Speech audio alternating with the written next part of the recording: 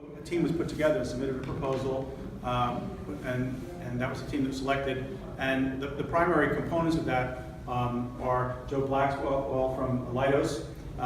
They're a company based in California, have a lot of expertise in energy. Paul Heitman is with Biznovation, super expert in energy utilization and efficiency.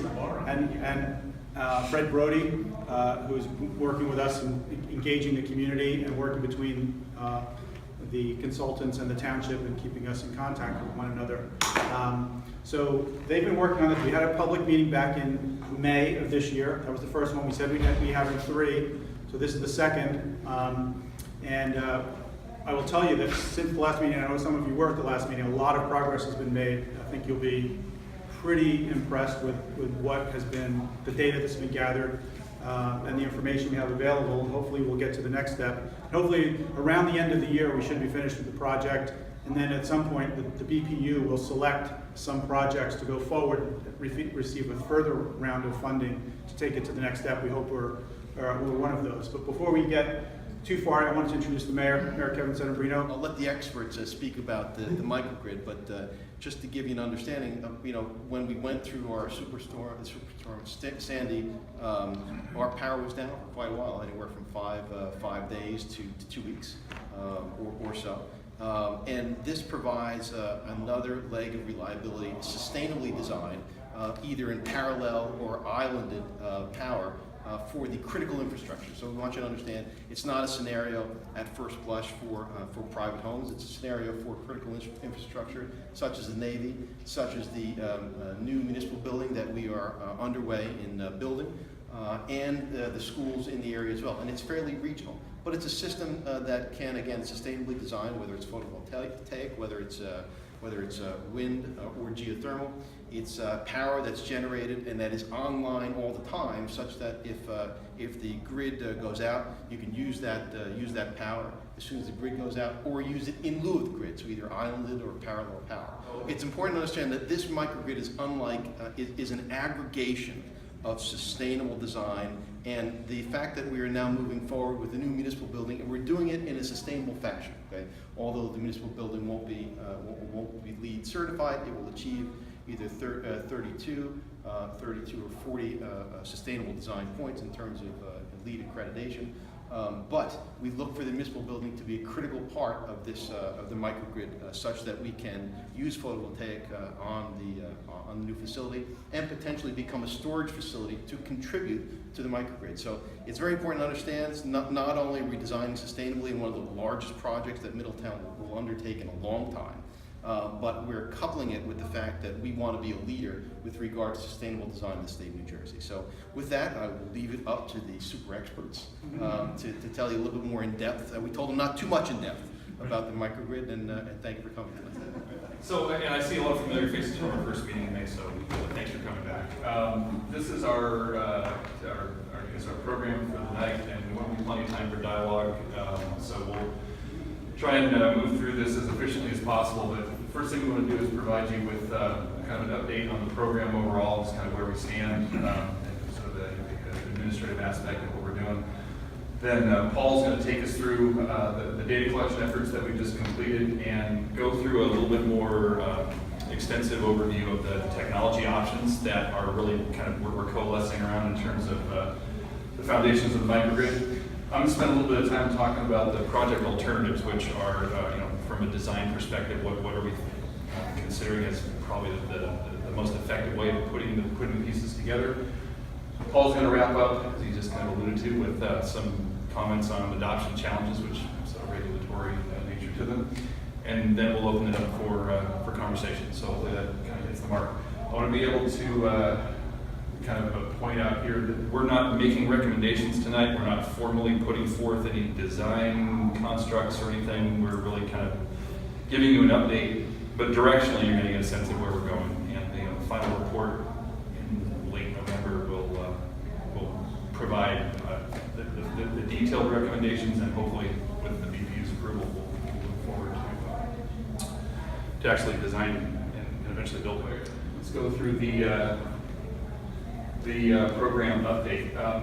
Every slide you're looking at here with maybe a couple of updates to them you should have seen before, but this is really sort of the mission of the study grant to, you know, to explore the feasibility of we're not going to call them town center microgrids, we're going to call them community microgrids in this case. So even though the BPU used the term town center, we're really going to focus on calling them community microgrids. It's not a traditional sort of campus microgrid where you have one large facility that's, you know, intended to be islanded for a specific purpose. This is really looking at a number of critical facilities spread around the community that need to be operated with enhanced reliability in emergencies. So there's a FEMA component to how this project was selected, and that's really where the sites came from. But this is really the charter that the BPU put forward for us.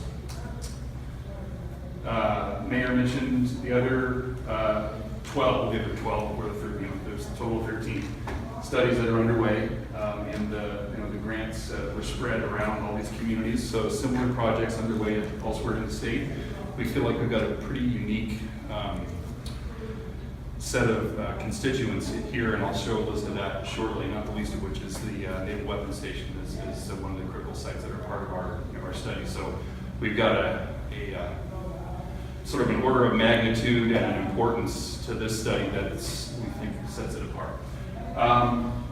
Just from an orientation perspective, I kind of said this already, but a microgrid in this concept is really oriented around a number of facilities spread throughout the community, sharing or having to their own right, you know, the generation and the control systems that allow them to operate independently in the event of an interruption to the normal utility power supply. So the goal here is to make sure that those facilities can stay up and online when something like Sandy hits or some other type of interruption hits. Even a tree on the line, that happens all the time. We'll be talking about that a little bit more as well. So different types of distributed generation are used. You can see them here. We'll talk about those shortly. And you know, there's a control and coordination across these that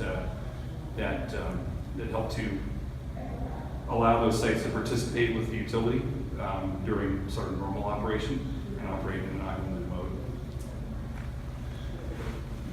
And the mayor already mentioned the new town center complex, so we're looking forward to that. These are basically our marching orders from the BPU, from the study report perspective. So these are the dimensions of analysis and treatment that we're expected to offer, and they cover the range of you know, not only technical feasibility but also financial and operational feasibility, community benefits.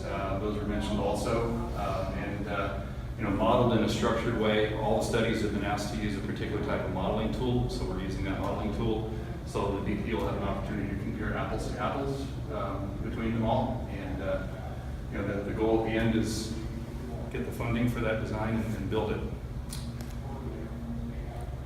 Here are the sites throughout Middletown that were part of the proposal, and this is really what helped us to compete and secure the grant funding, because each of these has a particular importance in the community. So we're looking at all of these from a load perspective, from a connectivity perspective, to understand how to best integrate them into the microgrid structure. You remember last time we sort of established this heat map concept where these bars represent the energy consumptions from 2017. We did go back and got 2015, 16, and 17, so we have a running 3-year total. That's important because when Leidos runs the Durkheim model and the load profiling, it's important to see how consistent it is, adjusting for seasonal variance, things like that, to get a pretty accurate thing. What we didn't have, and we're unable to get, not for any fault, because they're just, meters aren't available and deployed to measure interval data. So it's okay to understand what energy you use, get the monthly bill, and maybe see a peak for the month of how much you drew. But it's really important if you're trying to assemble all these pieces to work together to see how they use the energy. Every 15 minutes, are they drawing a lot? Are they drawing a little? How does that change from day to night? So unfortunately, we don't have interval data, but fortunately, because Leidos has tremendous databases of typical facilities of how they draw in the different zones, and you'll see a map of that later on. Adjusted for where it is in the country, what latitude, the kind of temperature adjustments. We can predict the types of loads, with the exception of the Naval Weapon Station. The actual draw is classified, how much they use, or even when they use it. But the thing we do know is that when a ship is in, it pulls a lot. When 4 ships are in, which is the capacity, it pulls a really lot. So that's represented just by this sort of huge energy consumption. So the other thing we found in terms of collecting data, we really pushed pretty deep into the JCP&L distribution system and got data on their reliability numbers per circuit, so that we could start correlating. When we went back in and tied it to where the substations were, we have the geolocation for all the substations and circuits, which is confidential information and some degree of security. They don't want that information out.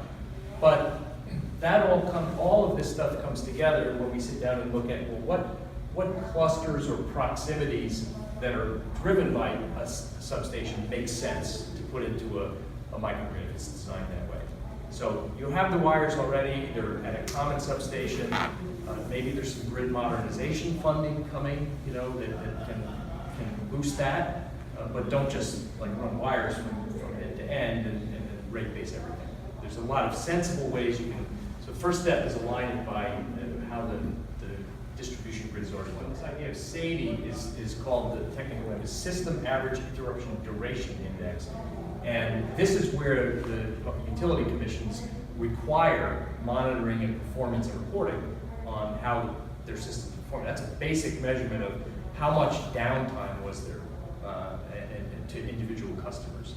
And the actual numbers, the scale here is 300 minutes. This is in minutes.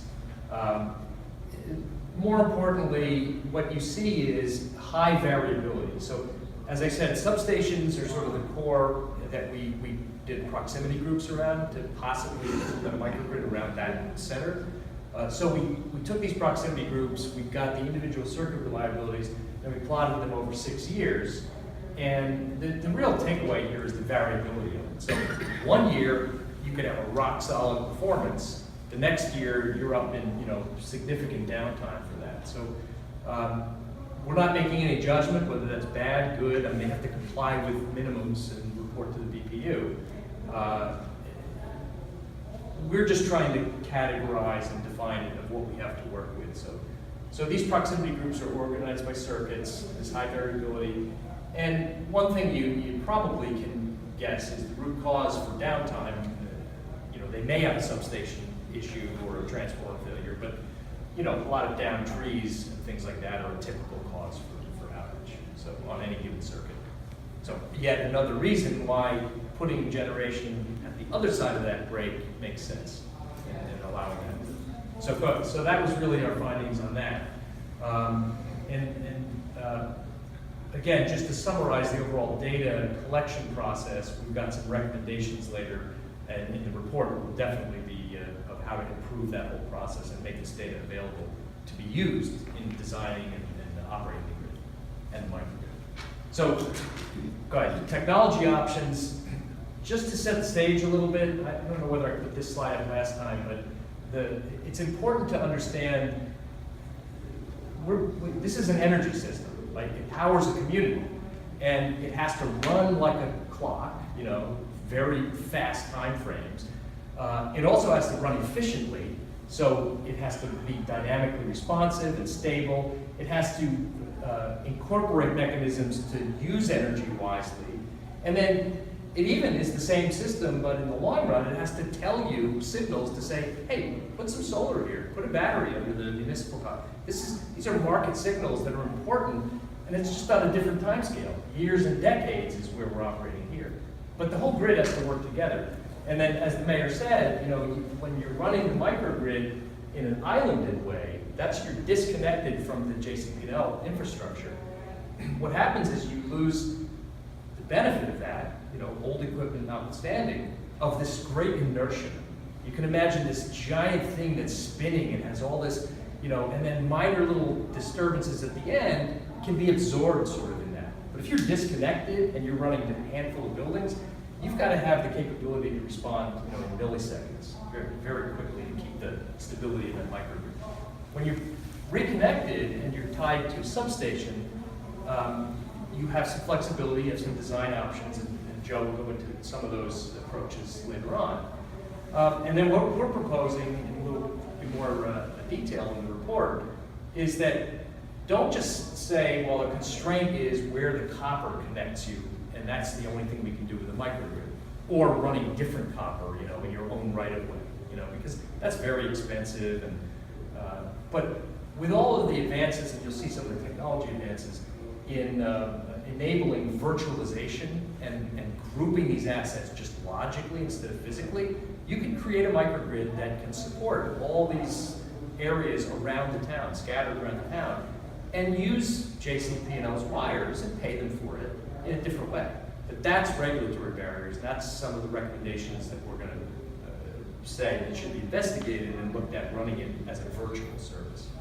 So with that framework, go to the next one. Yeah, VPP means virtual. Yeah, virtual power plant. Yeah, that's the idea of if you have solar all over the place and there's an aggregator that puts it all together, you have the equivalent of a pretty good plant. Or you can put a big plant on a rural property and do all the generation there. So there's options on where you do the generation and storage. So another quick overview. Some of you may know this already.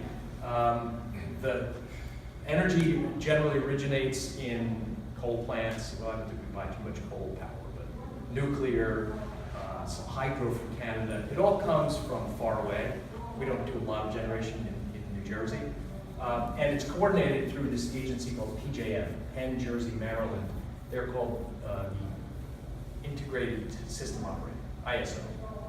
And they're responsible for making a market, inviting generators to provide the energy into the system, and transmitting it to the point where the utility companies can take it and deliver it. So that whole section, the core of the grid, is really pretty solid, and it already has a lot of redundancy. There are a lot of lines that if one goes down, they reroute power, and they've got some sophisticated tools for that, but it's not a very big stage. When you go to the edge of the grid, which is the JCP&L territory, those are all rated, which is the legacy, the way they built it. Because it was always envisioned to take energy from the big center and deliver it one way, push it down through these wires. So we're at a little bit of a conflict point. If you can imagine that, we've got one way to just say, let's build new wires and put a ton of money into just making this harder, but still operate the same way. Or you can make it operate this virtualized way, which is one option that we're looking at doing. So one could be reinforcing wires, letting people own some assets, but still essentially the same system. And another is what New York is doing, which is turning the utility into what's called a distribution system operator, that is providing network services to the edge of the grid. And then the participants, like the Middletown premises, can operate in that. So that's sort of like a conceptual setup for this. So take a look at, we picked 4 key technologies, 3 hard technologies, and then one that's allowing this virtualization. The first one aligns very strongly with very aggressive targets in New Jersey. I don't know if you realize, but New Jersey is the #1 state in energy storage. They came out and even stepped ahead California and New York and Hawaii and all these other places and put a very aggressive goal. So this is the hot topic right now. A lot of the utility rate filings are focused on energy storage. A lot of the initiatives and legislation that's coming down is to get us to this 2,000 megawatts, which is a lot. Measured in Duracells, it would probably be how many times around the world. So, but even more importantly, and why it's so critical to BPU, to go to the next one, the near term, and that's like tomorrow, 2021. If you think about it, 2030 still seems like it's far off. 2021 is what's in place to put this in there now. So our proposal is that a microgrid is a perfect host for a good chunk of energy storage, not 600 megawatts, but we can take that off your hand and retire a good piece of that for you to help you accelerate that goal. And grid storage has a lot of applications. So the utility benefits from that, all this offshore wind integration, and the next slide will show you, not yet, but it'll show you that one of my favorite applications is it really enables very fast electric vehicle charging, particularly the commercial, like buses and that next wave that's coming on EVs. And if you look at this cost curve, this is why, because here's 2010 at about $1,000 per kilowatt hour. Just to give you a context, a kilowatt hour of storage, a typical Chevy Volt has 16 kilowatt hours on board. So in 2010, when a Chevy Volt was made, the battery itself was $16,000, which is why it was so expensive. Now, if you look at where the costs have come down here in 2017, it's under $200 and it's heading to $100 a kilowatt hour. So 90% cost reduction on energy storage. And that's why it's enabled. Here's a lot of, last time we said, well, show us what does that mean in our neighborhood, what are we going to see? And, here's an example of something that's under 1 megawatt, so it's not a big industrial thing. But, this is a significant amount of storage that could be at the municipal complex or some other facility and be tied together into this microgrid. So the next one, this is the one concept just brought where this energy buffer unit, I just grabbed that off the web to show, would really be available to support this next generation of chargers that's coming. That actually the spec allows it to go to 350 kilowatts. So again, in context, the Chevy Volt, when you plug that in, takes 3.3 kilowatts. That's the limit of, I think they're up to 6.6 now. Versus pulling in and pulling 350 kilowatts for one car or a bus. So the energy buffer unit is a battery, but what's the technology? Is it lithium ion? It could be anything. It's just anything. This one actually is lead acid, which is from 2014. Yeah, this is over Europe. I just like the picture of the container because that's going to stay the same. The containers, they may be underground, they may be above ground, but the idea is that it's enabling, and that cost curve is lithium that you saw there. So, and the key here is that you can't put even a pair or 5 or 10 of those things, and when the cars really start coming and drawing, that will cripple the infrastructure, the grid. They can't serve that kind of simultaneous power. So you need this anyway, and then all those other benefit streams come with it. So we want to get in front of it, wrap that microgrid envelope around, get some of that money to put this here in Middletown and make it a really strong energy storage. So that's why we led off with energy storage. And maybe even get a few Proterra. That's the Proterra bus, all-electric bus. Philadelphia has 25 now, SEPTA. I think some are coming to New Jersey too. Okay, so the next one is solar. Everyone is familiar with solar. Renewable generation at the edge is good. Obviously, you can do a lot of things like, tying in with this wind and solar. And if you look at the goals of offshore wind energy, that's, I think, 2 or 3 gigawatts that they're planning to have. And that's why this big initiative for energy storage, because they need to have the sponge in here to absorb all this and give you some balancing tools. So again, the costs of these things are falling tremendously, and everybody sort of anecdotally knows that solar PV costs have fallen even without the SRECs. New Jersey's moving past the SREC because people can buy it and it pencils out even without subsidies. And then you throw a battery in and you have all kinds of flexibility with that. So we're trying to do that. The other big thing in the Energy Master Plan, which if you saw that earlier slide, I don't know if you noticed, but tomorrow morning is the next stakeholder meeting at Mercer Community College. If anybody's interested in going, I'll be presenting some remarks, to acknowledge super expert, and hopefully they'll stick, and some of these concepts will be embedded in the state plan. And one of the big things in this too is the idea of community solar.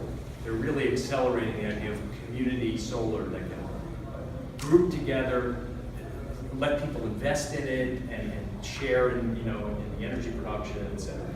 And some of the new technology. So the next area is natural gas, and again, this is advancing tremendously too. The ability to take a gas feed, which is inherently high reliability because it's buried, and you've got the fuel source there. It's not disrupted by above ground, events. And there's all kinds of classifications. Now, they're not highly efficient, which is why ideally, if you put this in place, you like to do what's called cogeneration, which is burn the fuel, produce the electricity, and then use the heat too. Then you have combined efficiencies. I don't know what's the typical combined heat. What is it? Combined heat power. Yeah. What's the typical efficiency of a combined heat? You're looking, a good plant's going to be between 70 and 76%. 70. Okay. So 70, 80%. Which is why it's great if you can use it. It's just hard to find places that need that heat load. So, but just to put it in context, some of the data we collected, those little heat map things, show you at the small end. These are some of the smaller schools that were in there, the middle schools and the elementary schools. That's kind of the size that they would take. This would be something that a high school would take. And then here's, I think Thompson already has a 1 megawatt backup generation that's diesel powered. So move for diesel, but natural gas is better. And especially if it's into the microgrid acting as a resource, that's how we can see that work. So the last area, I won't go through all the points here, but the concept, this is the fourth pillar of technology. It's not a hardware, but transactive energy is an area that is really being advanced. I would say this is an area I'm an expert in, and it's very early on, and it's evolving, but the U.S. Department of Energy and the Smart Electric Power Alliance already have some really strong architectures and suggestions how to put transactive energy in place. So transactive energy, if you remember the grid with the dashed, circle, the green thing, saying, hey, everybody's participating, that's what transactive energy is, making it so people can transact and deliver energy, take energy at a certain time, and provide services and share. And that's the thing that's opening that up are things like blockchain, which everybody has heard of and probably thinking, oh, it's Bitcoin. And it's the basis for Bitcoin, but it's, in the energy space, I'll show you there's a lot of activity on that. And the whole idea is to aggregate and virtualize these things. So you don't have to have the copper wire connecting it, that's rate-based, and same old. It's all these assets are participating. If there's energy storage at the new municipal complex, it can earn revenue as a service. It doesn't have to be necessarily tied in, it doesn't have to be owned by the utility. So there's all kinds of models that are allowed, business models that are allowed by this. But also there's a series of standards that are emerging that are making this possible to work together. And the key here is as I said at the beginning, unlocking the energy data so that intelligent decisions, whether machines are making them or whether humans are making them, intelligent decisions on fast control all the way up to long-term investment are being made. So the last thing is just that, what about this blockchain? It's kind of a buzzword, but it really is a very fast emerging. It's basically a cryptographic structure. It's a way of encoding and encrypting a ledger, and a ledger can handle anything. It's like, I sold something to Joe. There's the ledger entry.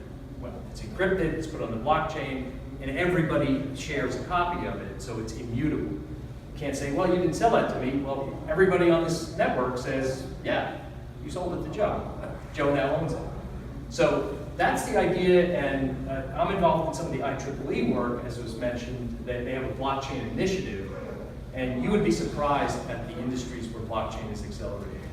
Pharmaceuticals, big time use of blockchain. Financials, obviously, Real estate. JP Morgan, real estate transactions, things like that, and energy.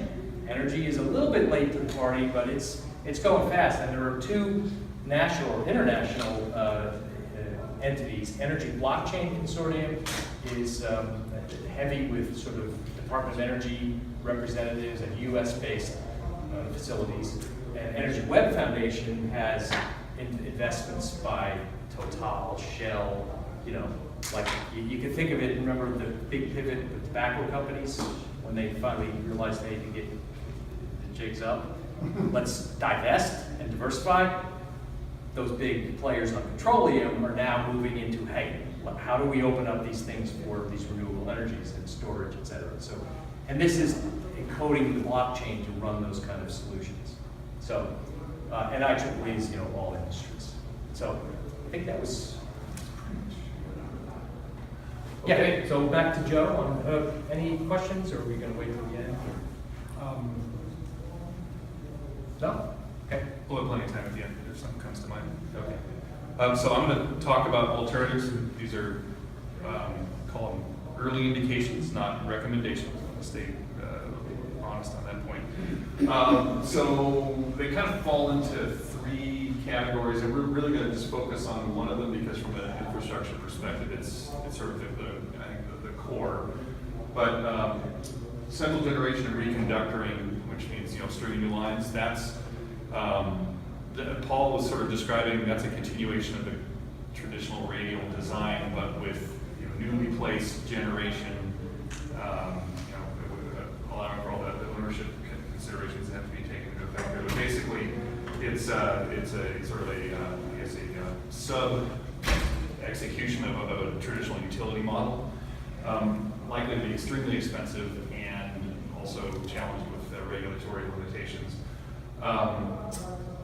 Paul was sort of alluding to this before, the idea of having sort of an organization around feeders in a general proximity that are aligned around substations, and serving sites organized in that type of a model provides for a pretty good way of centralizing generation for common needs amongst those sites that are served there, as well as control.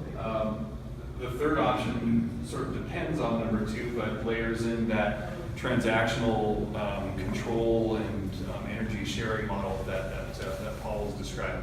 So you might consider 2 and 3 to be pretty closely aligned. And we're going to spend a little bit of time talking about number 2 and kind of let number 1 sit there, because conceptually, putting it, for example, a big plant on Earl and stringing new wires to every site would be sort of an intuitive way of looking at that. Probably not practical financially or operationally or any other way. So we're going to definitely pay attention to that from the report's perspective, but we're not going to focus on it tonight.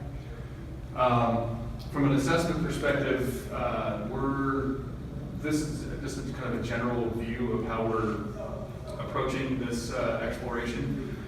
So obviously we talked about this a lot. The multiple critical facilities with different ownership models, different missions need to be served, and we're focusing on an architecture and an implementation that has some level of commonality and repeatability to it. So there's an operational benefit to that, as well as hopefully some cost benefits from an implementation standpoint. We're starting the assessment by looking at the local generation and resiliency needs for each of the sites, and we got that data. So we're looking at that both from a reliability standpoint with the SAIDI data and some other measures, as well as the consumption data. And we're looking at how we can group those and coordinate those. And we're using a DIRCAM model, which was mandated by the BPU. That's a tool that was provided by produced by the Berkeley National Lab. And it provides for sort of an apples-to-apples comparison between these various projects that we talked about. So everybody on that 13 project list is driven to use this DIRCAM model. And it helps with informing the sizing of the generation requirements. And from that, we can do the benefit cost analysis. That's kind of the approach we're going to ultimately arrive at recommendations around what the investments would be and the operational requirements would be. So I'm going to kind of talk about 3 variations on a theme around that substation organization. Hopefully this will make some sense. So at the substation level,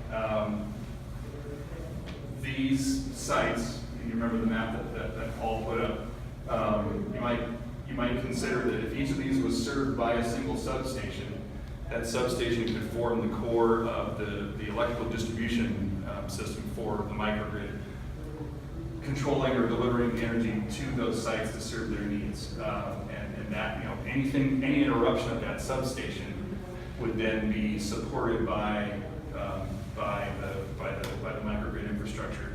So there would be sort of a unique control, a unique generation component to each of those sites. The inter-site control would be enabled by either the transactive energy concept that Paul was sharing, or there are other types of control systems that can coordinate what they call nested microgrids, which is basically what this would be. I think this is similar to what we've shared in our last presentation, but maybe with just a little bit more detail. This is a representative view of one of the substations. We kind of had to kind of anonymize it because the utility is concerned about having pieces of infrastructure specifically identified. But basically, this, in a normal mode, the substation is taking power from the utility and providing it to each of the sites, each of the homes, each of the customers on that substation, and they're all organized along feeder lines, which are common delivery lines for that power. This is not necessarily an accurate, perfect representation of this particular substation, but it's a good representative example. So in this case, Earl, as one example, and one of the fire stations are taking their power from one feeder to common breaker, and the Bayview Elementary School and whatever other homes and businesses and buildings are on that feeder are also taking their power. But they're all served by a common substation delivery point. And in an islanded mode, if there's an interruption to the power at the substation, then each of these sites needs to have a local generation that serves its needs, and that generation can be served at the substation level, at the feeder level, or within the substation. It's organized into fairly large and substantial power buses, if you will. So there may be some commonality where a single bus may serve multiple feeders. You could also provide generation and control support at that level. So sort of 3 tiers of granularity within the substation, where the needs of the critical sites can be served. So to kind of further take that example, if you picture the substation is a very large blob of sites and sort of a large common focal point for the load to be served. In the bus scenario, there may be one substation that serves 2 areas, but each of these areas on a different bus within the substation, so that's a slightly more granular level of control, and the generation and control can be applied in that context. Or at the feeder level, then now you're down to a specific line that's serving a set of sites, and you've got some very discrete and specific generation requirements that can be met and served in the same way. So we're looking at trade-offs in that range to determine what makes the most sense. And but it all starts with understanding what each site requires. It all starts with understanding what the reliability profile is for each of those feeders, and kind of weighing those risks out and getting to those specific generational requirements that we can then model financially. This is a table that sort of gives you a high-level view of the pros and cons between the two. There are variations on the theme, but from the standpoint of not having to invest in a lot of new wired infrastructure at the utility level, this is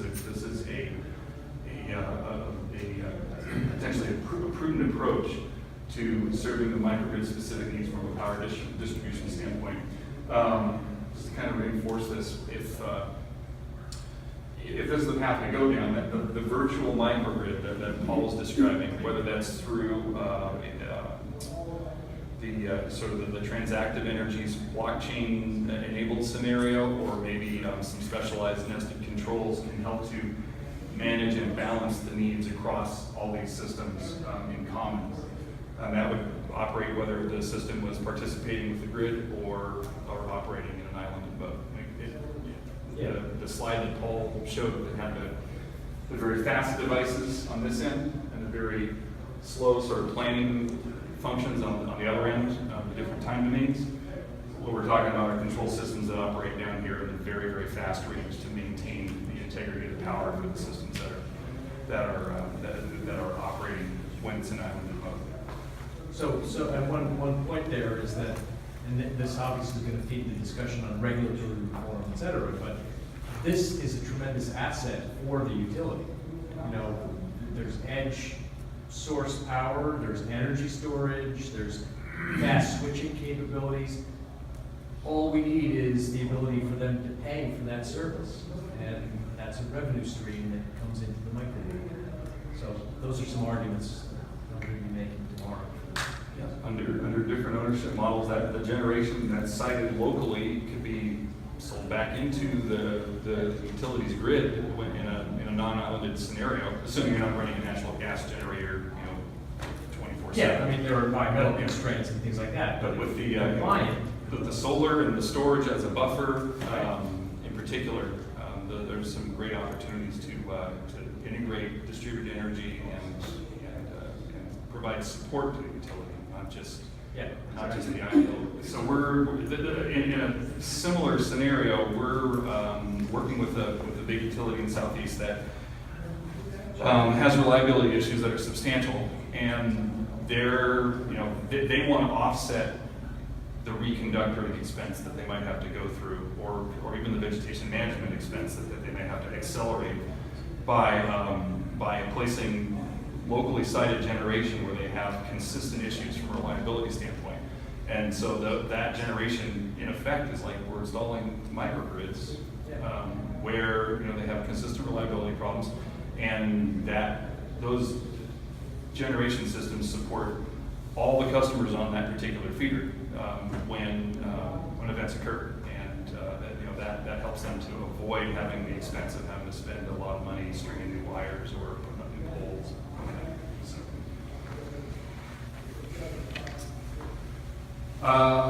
Want to share this with you. So Paul was talking about the fact that we weren't able to get load profile data, which is basically the interval data that advanced meters will collect every 5 or every 15 minutes. How much consumption's occurred in the last interval, what the peak demand was, power quality and the like. So none of the systems, or none of the sites in Middletown have what's called AMI, which would provide for that data. So we have to basically model these microgrid scenarios based on large consumption numbers that are received every month, and we have to impute the actual load profile by site based on those numbers. So the DuraCam tool and some of our databases that we have at Leidos gives the ability to pretty reliably model what those load profile curves should look like, so we can kind of overcome that data deficiency. What you see here is basically it's a regional sort of degree map or heat map for the United States, where the high temperature regions are, where the low temperature regions are. So it'll use weather data from a historical database to predict what demand curves should look like for each site, based on what that site is, based on where it's located, geographically in the United States. So we plug in the actual consumption numbers, and those load profile curves are produced. Here's an example. So we've got schools, we've got office buildings, we've got the like we can select from, and in this database that helps you provide those models. And for the analysis of the generation requirements, we get the curves that help to represent what is the typical profile. When are the peak demands for a site? When are the low demands for a site? We can generate these for weekend days, weekdays, what have you, to help really closely define and model the generation needs. Similar, we've modeled the existing municipal complex for Middletown. We've got some information about what it'll be in the future, but that's still in the design phase. We take a pretty good look at what a characteristic profile would be for that site, and along with the schools, et cetera. We can't do Earl, but we can get we know enough about the peak demands for Earl that we can pretty well model what's we want to kind of give a summary, sort of set of key takeaways that if you're going to walk out here with things. So are, short of actually recommending what that's going to look like, we feel strongly that there's a strong foundation for technical feasibility for the microgrid that will ultimately get built. We don't see any barriers to that. We believe that there's strong benefit to Middletown citizens, in particular from the standpoint of, I know critical infrastructure sounds like that's what the city cares about, but these are sites that were chosen specifically for their importance and to the community, and it's a starting point. So with a microgrid such as we're describing here, at sort of the initiation of that process, the new grid infrastructure can slowly start to take shape, and other microgrids can be easily incorporated. We believe that distributed energy generation options are varied and available, and that costs are coming into line that makes sense. So from an economic standpoint, a business case can be made to do this. Paul just talked about the legal, the legislative and regulatory barriers that we think are front and center. Not necessarily the only ones, but certainly the ones that I think we need to be most primarily worked on. And something we didn't talk about in great detail, but it'll be featured in the report, is the idea of ownership and financing, which there are options that don't necessarily require municipal bonding. There are potentials for public-private partnership, potentials for utility ownership, even municipal authority, or maybe a combination of those things, just as examples. So there are innovations in that space that sort of break out of the traditional regulated utility mold that we think are entirely viable and have promise.